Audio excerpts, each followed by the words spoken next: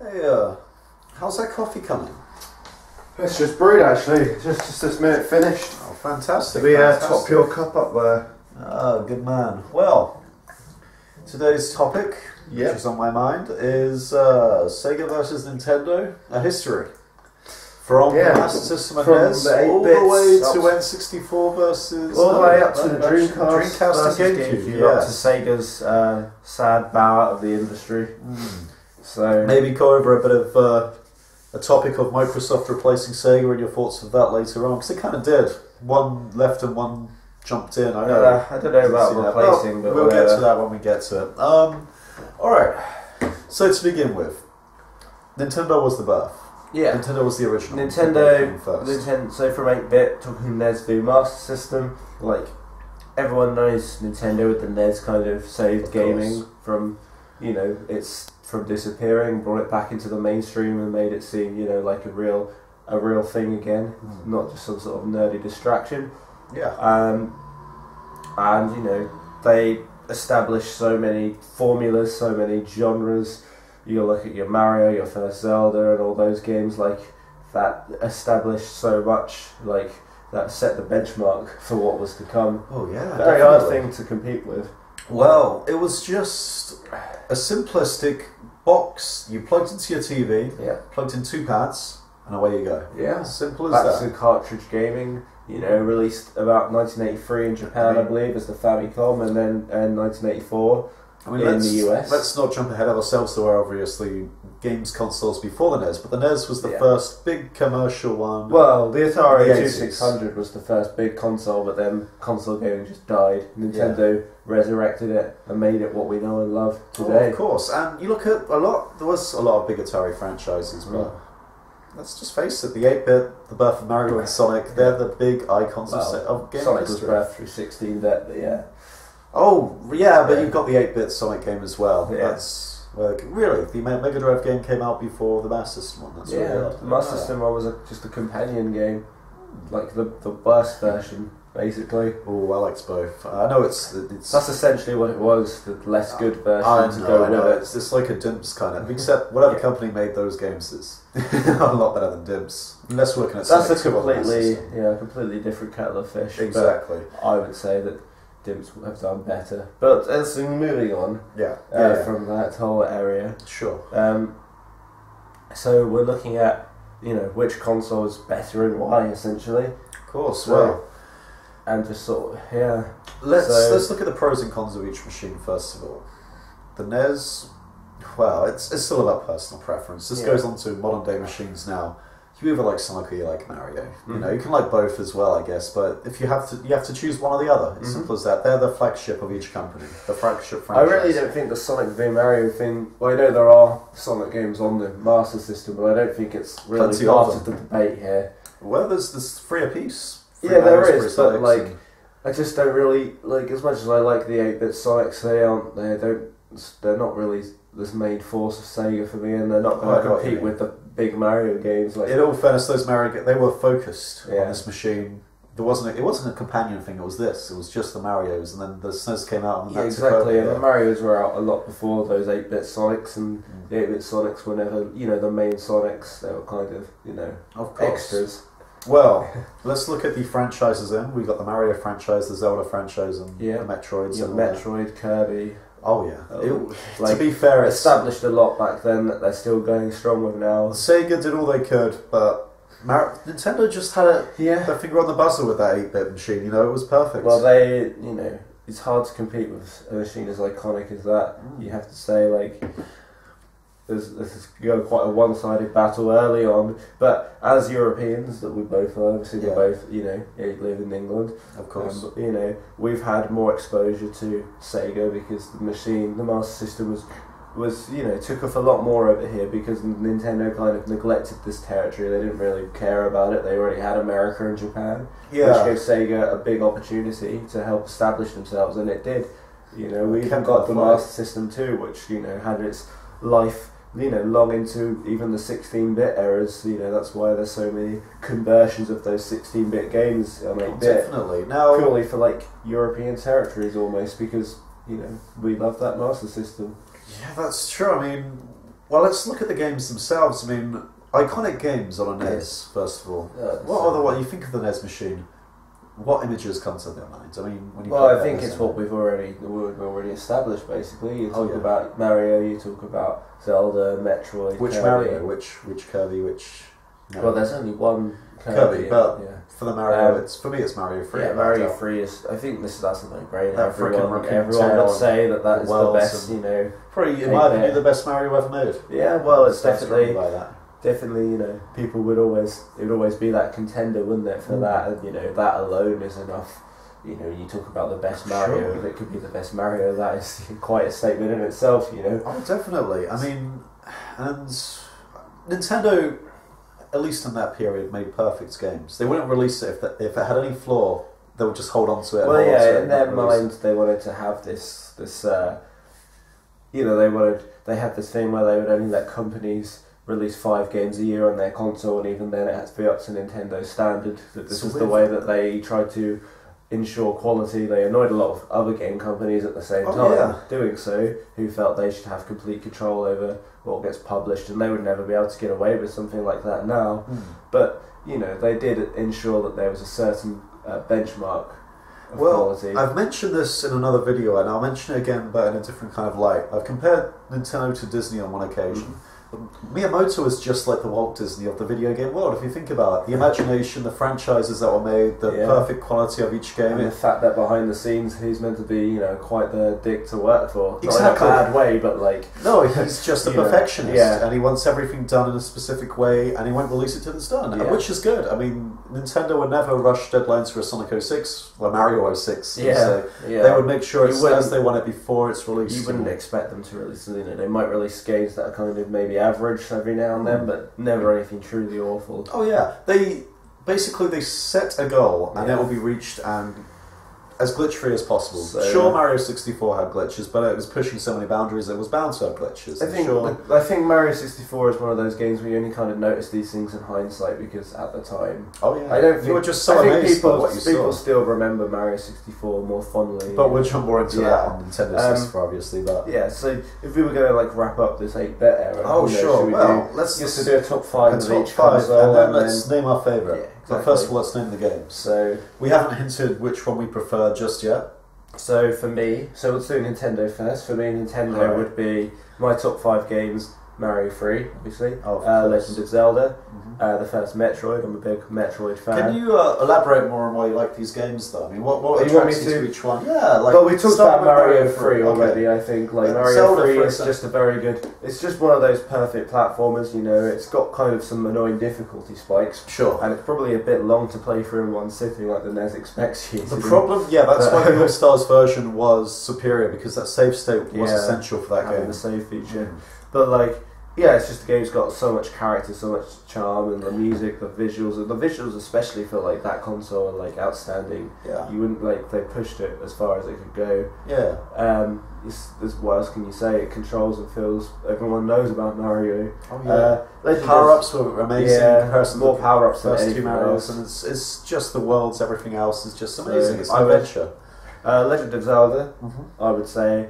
Legend, just for being the revolution that it was, and the fact that I still love that formula of the first Legend of Zelda, where you're just kind of plonked into a world, there's no story, you just get your sword, and then you just kind of explore, you don't really know, and it's all, we can never really experience it now as it was at the time, but that feeling of discovery that came with that, and not knowing what lies around any corner, and non-linear progression is just incredible even now. The spiritual successors on the Game Boy, that Zelda's Link's Awakening.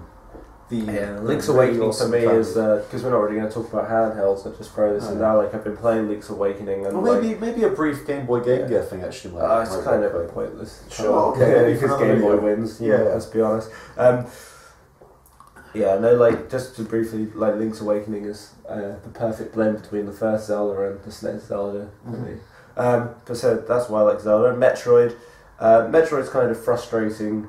Designed in that it can be a bit confusing to navigate, but I still love the openness of it and the non-linear of it, and it has just this amazing atmosphere, and I love the sci-fi art style. It's strangely comparable to Mega Man, though. I kind of feel the way the whole gun kind of thing kind of works and everything. Not overly, but it's not very much like Mega Man as a game, I would say. There are elements. They both shoot is the only real similarity. But there weren't many of those back then on the NES, I don't think. Well, I can't say for sure. Guns are kind of a staple. I mean, there's Contra, don't forget. Like, I know it gradually, turned into, in the 16-bit anyway, it really came into its play. But yeah, but that's why Metroid. Then there's, I would say, probably you got to choose a Mega Man if you're going for 8-bit. Fair enough, yeah. I don't know too much about Mega Man, but it's something I've been getting into more. I'm just gonna say Mega Man 2, just because. That's the it's generally the one people go for, and I think for good reason. It's got excellent level design. It's hard, but it's fair. That's even up until the PSN kind of games in the 8-bit style. Yeah, they kind of kept that there, which is cool. One of the few good things Capcom still has in them, is the Mega Man games. Well, no, they don't really make them anymore. Capcom suck a dick, but that's another story for another time. But they were once beautiful. That kind of one long time ago. Mega Man just is a quality game, and I love the idea of you beat each boss to get a power up, so you can approach the game in a whole number of different ways. So that's incredible. Start with incredible replayability, and like for something that old is probably like very important. There's nothing quite like mastering the harder levels and resetting the game and just playing those hard levels first. So you have all the power ups and the easy ones, and you feel like a god just rushing through that. And lastly, I would go for Gradius. Okay. Just because I love me scrolling shoot 'em ups. Not very good at them, to be honest, but got a lot of variation. Gradius is Gradius is one of the classics. I just always like the NES conversion. I think it's like one of the better conversions, or it's the one I'm most familiar with. Mostly through Virtual Console, to be honest, but I've played it a lot, and it's just I like the power up system of you have to save up the power to try and spend the points on the better items, so there's a risk reward element to it, and I love the music, and it's a genre that I like. So, and that's the best example on the NES, I believe. Oh, that's fair enough. So, for you, top 5 NES? Well, one game you forgot to throw in your top 5 is the Kirby game, and that's a classic game. I do love Kirby. So. It's everyone knows Kirby. More people are more familiar with the Game Boy version than the NES version, but it's pretty much a similar kind of gameplay style. It's basically the same game. Suck in an enemy, take its power, shoot them out, and have some fun. And I guess games like Cloner kind of had a similar style later on, but big fan of Cloner as well. They were both amazing games. But starting with Kirby, Mario 3, I think is the second one to throw in there. Yeah, we've already kind of got over that. For me personally, it was the first NES game and the only NES game I had for many years until later on. So yeah, we'll throw that in there. Funnily enough, Nightmare on Elm Street. Not something you would expect to hear, but it didn't really follow any movies except you fight Freddy and the boss. But the best way for a movie game to be. Exactly, and I really like the soundtrack to that game. For a NES game, no other soundtrack has stayed in my head like that game for some reason. And the strange uniqueness of a 4-player cooperative at the same time game on a NES is pretty unheard of. You have to kind of research this to know about this, but that was a 4-player game. So it's those, I think that's 3 of us. 3, yeah. Throw more in, I guess. I'm pretty sure there was a Ninja Gaiden on the NES I really enjoyed. Yeah, there was a bunch of Ninja Gaidens. Yes. Definitely one. Fuck it, the Ninja Gaiden franchise. I'm not going to choose again. But I've played one of them and really enjoyed it. That old school sort of proper hard but fair type Mega Man deal, isn't it? Yeah. And even the newer Ninja Gaidens are great too. It's amazing how they kept that going. But up until Ninja Gaiden 2, really, yeah. I really enjoyed that. And I think for a final one, I'd probably throw in. This is pretty tricky. Okay, there was a game I played on the NES a long time ago. I think it was just called Pinball, and it was made by Nintendo. And you go into little bonus stages inside the pinball where you see little Mario tables and stuff like that. I don't know, it was simplistic, but it was really fun. It sounds fun. I never really know that one, to be honest. To be fair, it's probably the only time I'm going to list a pinball game in the top 5. And I know it sounds lame, but you play it and it's really fun. It's surprisingly really, really addictive and fun. So yeah, that's my top 5. So the times have changed. And Sega was really trying to establish themselves as a cool company at the time. Really trying to say Nintendo's lame, look at us. The advertising probably was a bit later, the 16-bit. Yeah, I remember those. But still. So top 5 Master System. Oh shit! Okay, sorry. We need to finish off the whole thing. Yeah, so you forgot about Master System. You're getting a bit ahead of yourself. Oh yes, well you start off with the Master System. Master System. Shoot up. Fantasy Zone. I'm gonna say that's just Fantasy Zone is just like a great game. It's hard as fuck. Is Fantasy Zone in the Fantasy? No, it's not. No Fantasy Star. No. It's you play as a little spaceship Oppa. You might recall from the Sega Racing. Yeah, Sega Racing. Of course. You're just a little spaceship. It's colourful, extremely Japanese, and very hard.